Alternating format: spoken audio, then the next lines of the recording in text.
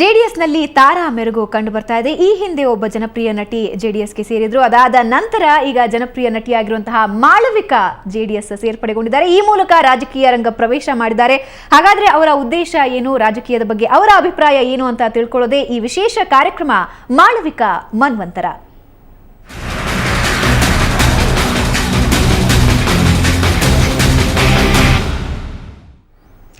ತಮ್ಮ ರಾಜಕೀಯ ಪ್ರವೇಶದ ಬಗ್ಗೆ ಮಾತಾಡೋದಕ್ಕೆ ಸ್ವತಃ ಮಾಳವಿಕಾ ನಮ್ಮ ಜೊತೆ ಇದ್ದಾರೆ. ಮಾಳವಿಕಾ, ಕಾರ್ಯಕ್ರಮಕ್ಕೆ ಸ್ವಾಗತ. ನಮಸ್ಕಾರ. ಸಿನಿಮಾ ರಂಗ, ಟಿವಿ, ಈಗ ರಾಜಕೀಯ ಹೇಗನ್ನಿಸ್ತಾ ಇದೆ? ಒಂದೊಂದು ಹಂತದಲ್ಲೂ ಬೇರೆ ಬೇರೆ ತಿರುವನ್ನು ಬದುಕು ತೆಗೆದುಕೊಳ್ಳುತ್ತೆ.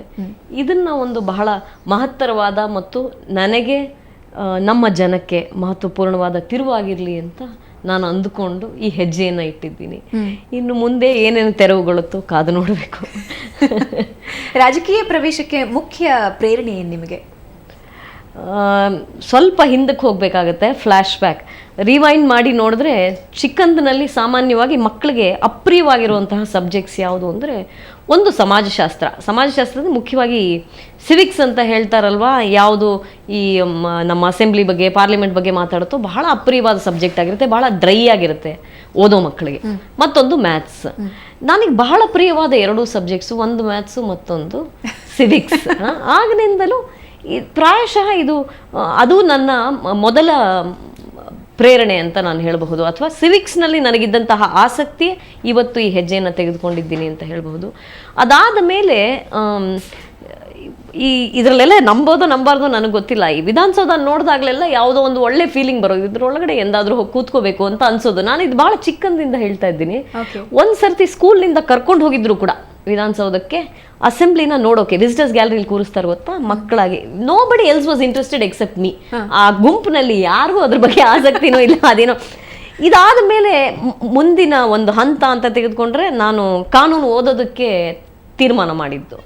ಆವಾಗ ಇದ್ದ ಟ್ರೆಂಡು, ನಾನು ಹೇಳೋದು ಈ 90ರ ದಶಕದ ಟ್ರೆಂಡ್ ಏನಾಗಿತ್ತು, ಎಲ್ಲರೂ ಸೈನ್ಸ್ ಮತ್ತು ಎಂಜಿನಿಯರಿಂಗ್, ಮುಖ್ಯವಾಗಿ software engineers. All my classmates are software engineers.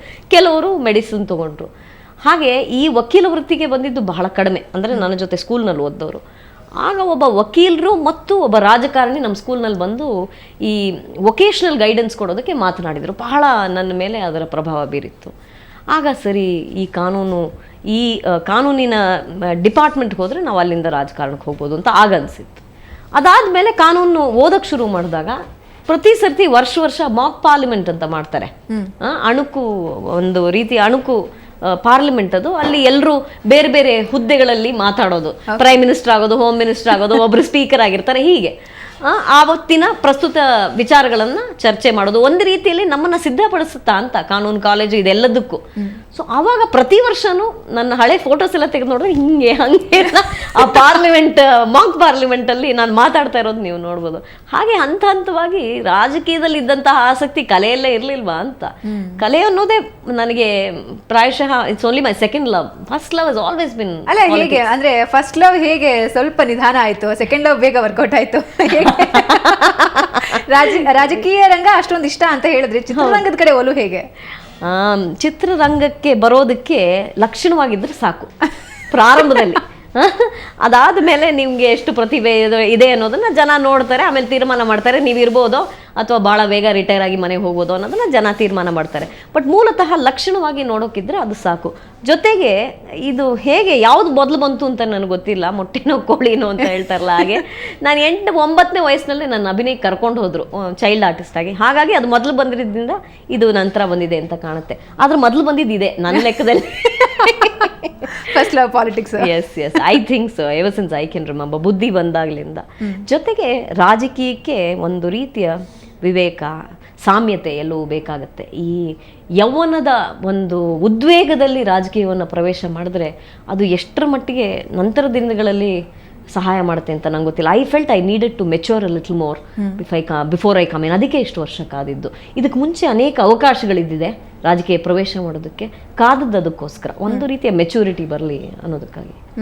Okay. So ಇವಾಗ JDS-ನ ಯಾಕೆ ಆಯ್ಕೆ? ಯಾಕೆಂದ್ರೆ ರಾಜ್ಯದಲ್ಲಿ ನಾವು ನೋಡೋದಾದ್ರೆ ಎರಡು ಪ್ರಬಲ ಪಕ್ಷಗಳು, ಒಂದು ಬಿಜೆಪಿ ಆಡಳಿತ ಪಕ್ಷ ಆಗಿದೆ, ಇನ್ನೊಂದು ವಿರೋಧ ಪಕ್ಷ ಆಗಿದೆ. ಆದ್ರೆ JDS-ನ ಆಯ್ಕೆನೇ ಯಾಕೆ? ಪ್ರಬಲ ಪಕ್ಷ ಅಂತ ನೋಡಿದ್ರೆ JDS ಪ್ರಬಲ ಪಕ್ಷವೇ. ರಾಷ್ಟ್ರೀಯ ಪಕ್ಷ ಹೌದು ಅಲ್ವೋ ಅಂದ್ರೆ ರಾಷ್ಟ್ರೀಯ ಪಕ್ಷ ಅಲ್ಲ.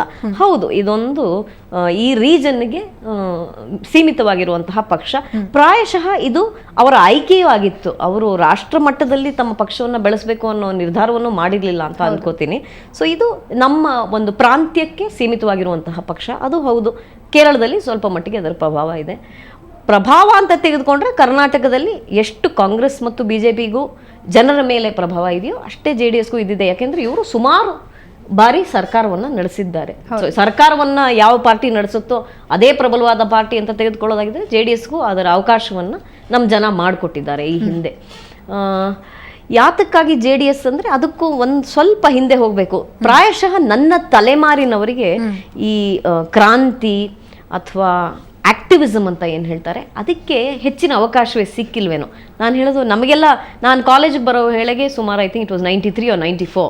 ಸೊ ನಮಗೆ ಆ ವೇಳೆಗೆ ಎಲ್ಲ ಮುಗಿದು ಹೋಗಿತ್ತು, ಕ್ರಾಂತಿ ಅನ್ನೋದೆಲ್ಲ ಮುಗಿದು ಹೋಗಿತ್ತು. ಜಾಗತೀಕರಣಕ್ಕೆ ಒಳಗಾಗಿತ್ತು ಈ ದೇಶ. ಸೊ ಜಾಗತೀಕರಣ ಅಂತ ಬಂದಮೇಲೆ ಕ್ರಾಂತಿ, ಯೂನಿಯನಿಸಮ್ ಇದಕ್ಕೆಲ್ಲ ಜಾಗವೇ ಇರೋದಿಲ್ಲ.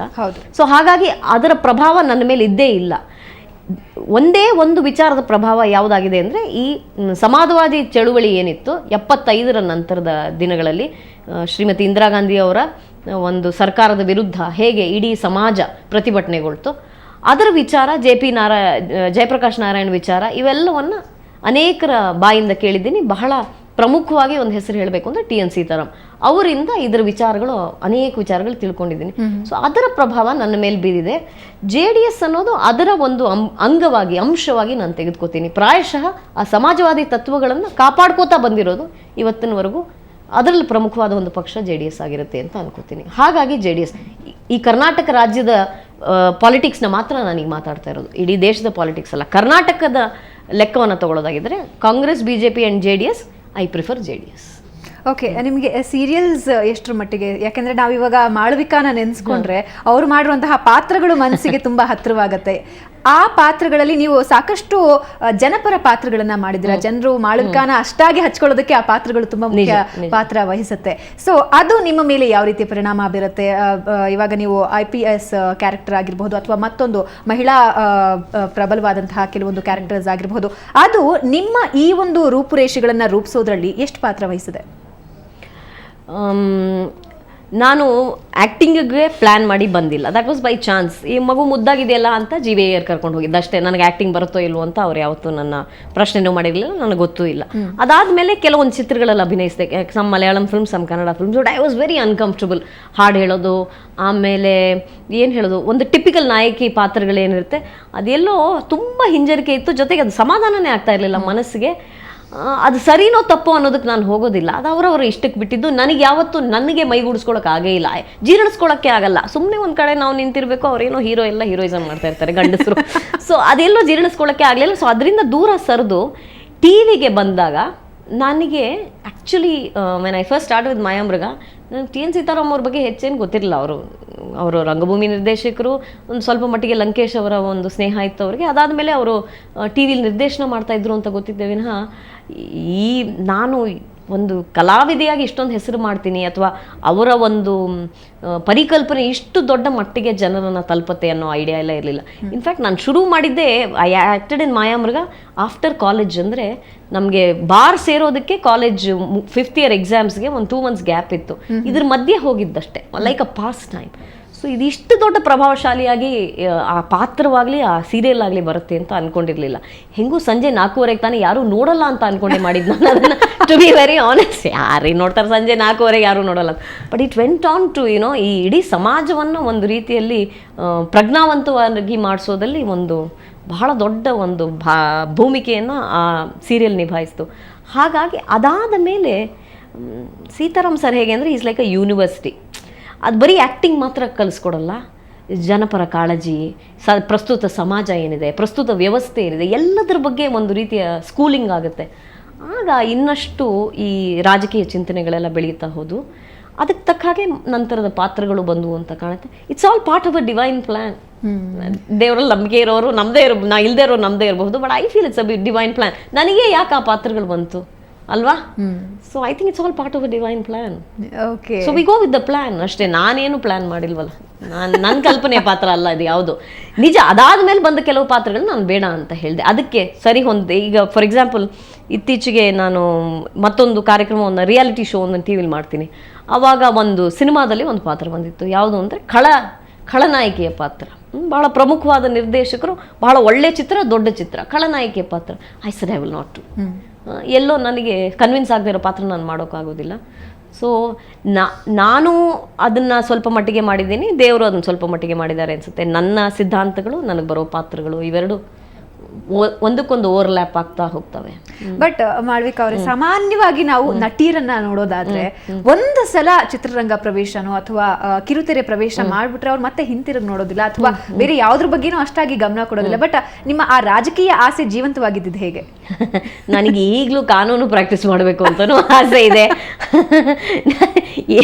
ನನಗೆ ಸದಾ ಈ ಒಂಥರ ಆಸೆ ಆಕಾಂಕ್ಷೆಗಳು ಅಂತಾರಲ್ಲ, ಅಂದರೆ ಇಂತಹದೇ ವೃತ್ತಿಯಲ್ಲಿ ಇರಬೇಕು ಅಂತ ಪರ್ಮನೆಂಟಾಗಿ ಯಾವತ್ತೂ ಅನಿಸೋದೇ ಇಲ್ಲ. ನನಗೆ ಪೈಲಟ್ ನೋಡಿದೆ, ಅಯ್ಯೋ ನಾನು ಪೈಲಟ್ ಆಗ್ಬೋದಾಗಿತ್ತೇನೋ ಅನಿಸ್ತಾ ಇದೆ. ನನ್ನ 28ನೇ ವರ್ಷ ದಾಟೋವರೆಗೂ IAS ಬರೆದ್ಬಿಡ್ಬೇಕು ಅಂತ ಇದ್ದೆ ನಾನು ಆ್ಯಕ್ಚುಲಿ ಮಾಯಾಮರಿದಲ್ಲಿ ಆ್ಯಕ್ಟ್ ಮಾಡುವಾಗ ನನಗೆ 22 ವರ್ಷ. Till I was 28 I kept thinking ಹೆಂಗಾದ್ರೂ IAS ಮಾಡ್ಬಿಡ್ಬೇಕು ಅಂತ. ಸೊ ನನಗೆ ಈ ಥರದ ಪ್ಯಾರಲಲ್ ಆಸೆಗಳು ಇದ್ದೇ ಇರ್ತವೆ. ಬಟ್ ರಾಜಕೀಯ ಅನ್ನೋದು ಮೊದಲಿಂದನೂ ಇದೆ. ಐ ಥಿಂಕ್ ದ್ಯಾಟ್ಸ್ ವೈ ನಾನು ಇದನ್ನ ಯಾವಾಗಲೂ ಟ್ರಾನ್ಸಿಯೆಂಟ್ ಆಗೇ ನೋಡಿದ್ದೀನಿ. ಈ ಆರ್ಟಿಸ್ಟ್ ಆಗಿರೋದು ಇದೊಂದು ದಿಗಂತ, ಇದಾದ ಮೇಲೆ ನನ್ನ ದಿಗಂತ ರಾಜಕೀಯ ಅಂತಲೇ ಯಾವಾಗಲೂ ಅನಿಸಿದೆ. ವಂಡರ್ಫುಲ್. ನಿಮ್ಮ ಜೊತೆ ಇನ್ನಷ್ಟು ಮಾತಾಡ್ತೀನಿ. ಸೊ ವೀಕ್ಷಕರೇ, ಮಾಳವಿಕಾ ಅವರ ಇನ್ನಷ್ಟು ಅನುಭವಗಳನ್ನು, ಅದ್ರ ಜೊತೆಗೆ ಮುಂದಿನ ಉದ್ದೇಶಗಳ ಬಗ್ಗೆ ಅವರು ನಮ್ಮ ಜೊತೆ ಮಾತಾಡ್ತಾರೆ. ಅದಕ್ಕೂ ಮುಂಚೆ ಒಂದು ಸಣ್ಣ ವಿರಾಮ.